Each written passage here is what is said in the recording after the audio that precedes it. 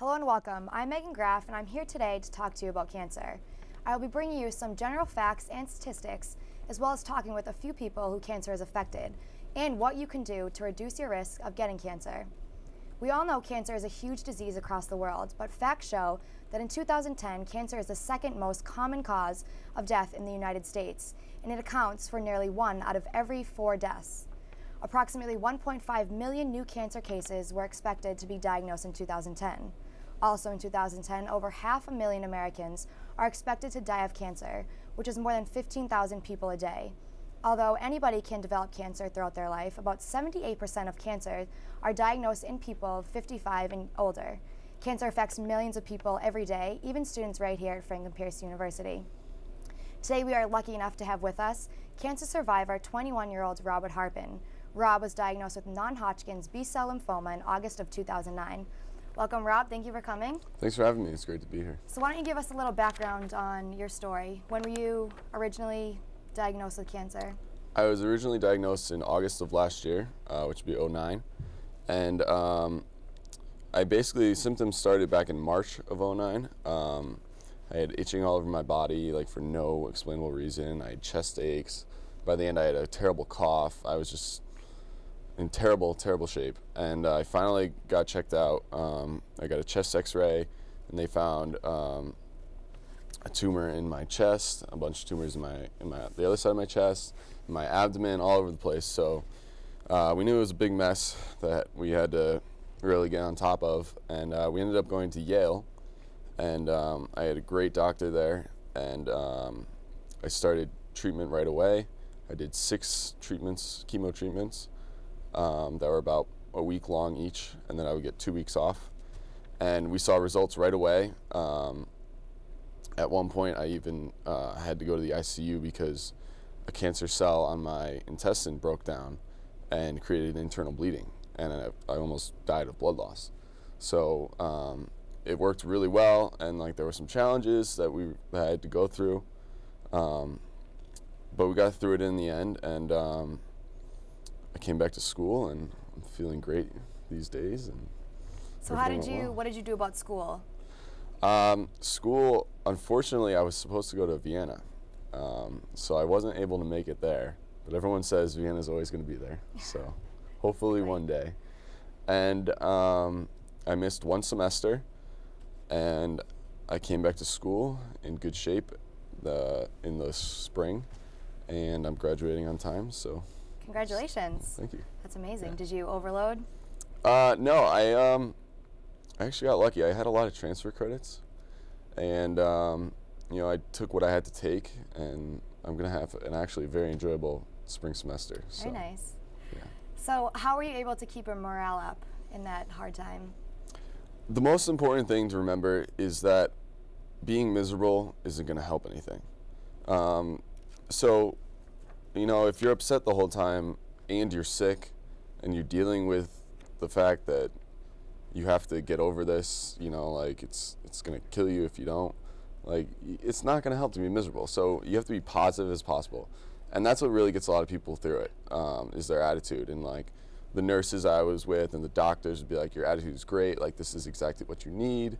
And so, you just have to find the positives in life. And like, I'm the type of person where a very simple thing makes me happy, and like it could be an IBC root beer, and so like it's like that easy. So yeah, you're in the hospital getting chemo treatment, but at least you have a root beer, and like that's good, and it makes you happy for 20 minutes or whatever. So you have to like think of the simple things in life, and take the positives as much as you can, because at least like for me, at least it was something that was curable and I could definitely get through. And, I had my family around me, my friends, and I wasn't in a foreign country where they don't have the healthcare that we have here. So you have to think of the positives. So finding the little things in life. Exactly. So you brought with you some pictures today. Yeah. I have a few pictures with me. This here is one of my best friends, Mark. He actually has had a heart disorder when he was little. So we're very close, and he was there for me in the hospital. He brought me those whole cans, actually, which was pretty funny. His mom thought of it, so she's like a second mother to me. That's my mother, and she was very supportive. I always had one person with me in the hospital, no matter what. Every night there was someone with me. My sister would stay a lot. My mom would stay. My dad was working, so he couldn't, but he would come up every weekend. He's in New Jersey for work, and I live in Connecticut. Other pictures. Here's my grandmother. And this is before I lost my hair. This was very early in the treatment. So, I mean, there was always people around me, which is great. And, you know, if you know someone's sick, like, it's really nice to go visit them because it just keeps their spirits up, gives them something to do. So, you know, we would have parties in my room all the time. It was my sister's birthday, stuff like that. This is my dad trying to fit into bed with me. That's comfortable. Yeah. So, you know, like the people around you make a difference too. And I have a great group of friends here, both at school here and at home. And friends would come down and visit me, as well as friends from home would come. And so that really helped out.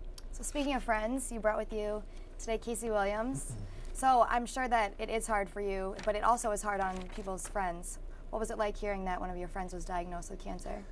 It was a shock to begin with at first. That summer when we heard it, we'd been away from school, we'd been very busy, and we were gearing up. I knew Rob was getting ready to go overseas, and he called me up and said, hey, you know, this is what the situation is. And it's like, wow, you know, first of all, we're so young.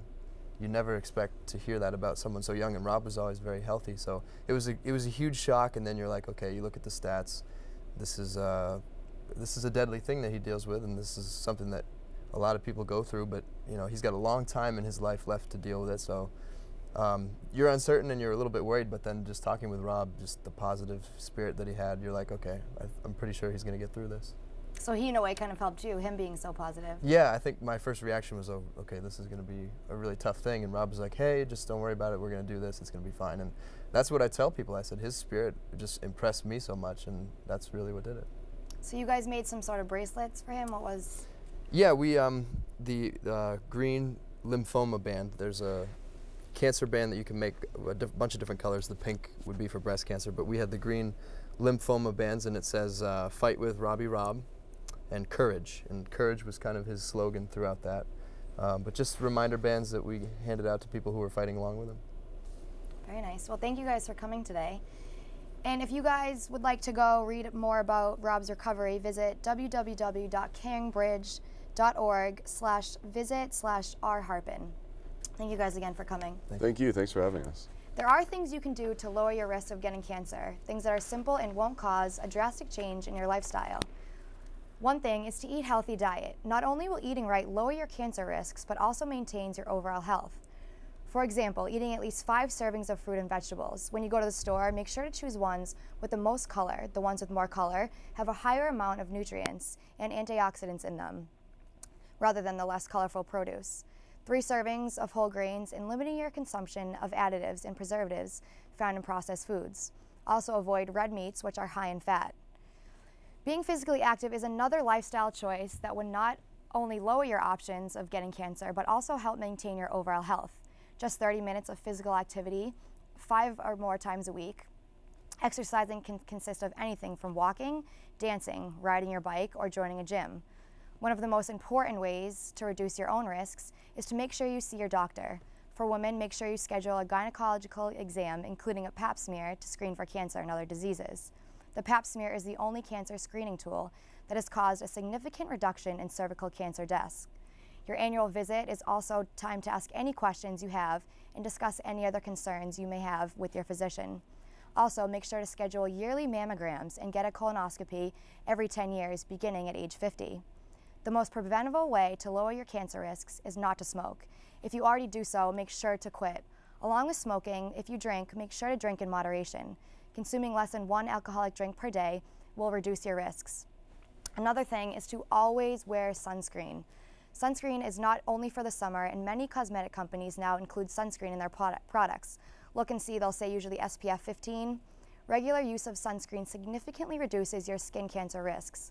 Now finally, it is important to know your cancer risks. Talking about your cancer risk with healthcare provider before using any form of estrogen. Also, discuss with your family the history with your physician.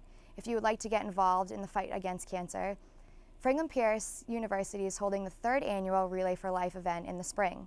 Franklin-Pierce community forms teams and fundraises for several months for the big night event that is held in the bubble. To find out more, contact Mike Lynch at lynchm@franklinpierce.edu. Together, we can fight for a cure if we all stand up to cancer.